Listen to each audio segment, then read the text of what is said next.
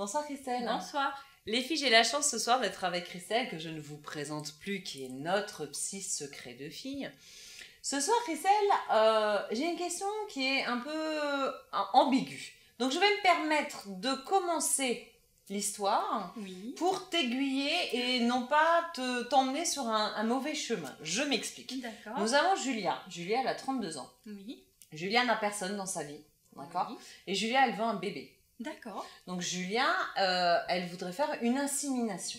Oui. D'accord. Oui. Donc la question n'est pas est-ce que c'est bien ou c'est pas bien. Je veux dire, que Julia fasse un bébé par insémination ou avec le premier facteur qui passe, c'est pas le problème. Oui. D'accord. Oui, oui, tout à fait. Ce qu'il faut, en fait, on va aider Julia ce soir en lui donnant des conseils sur peut-être l'éducation en tant que femme seule et non pas en tant que méthode d'insémination.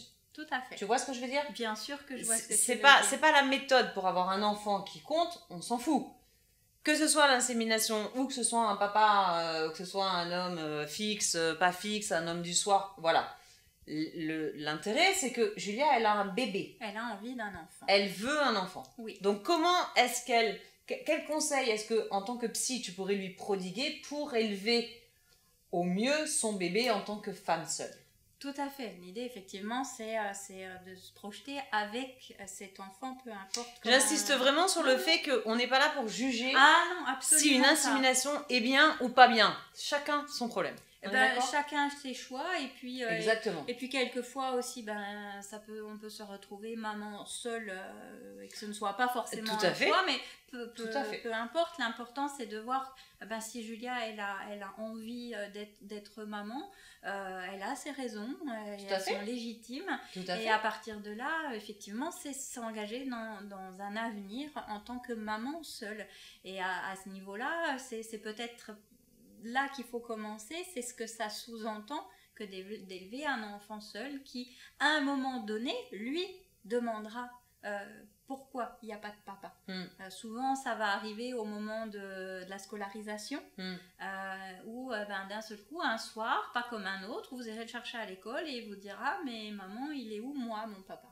Et ce jour-là, il faudra que vous puissiez lui répondre et que la réponse soit à la fois claire à comprendre pour un petit bout de chou de 3-4 ans, et puis qu'elle soit assumée aussi par Julia.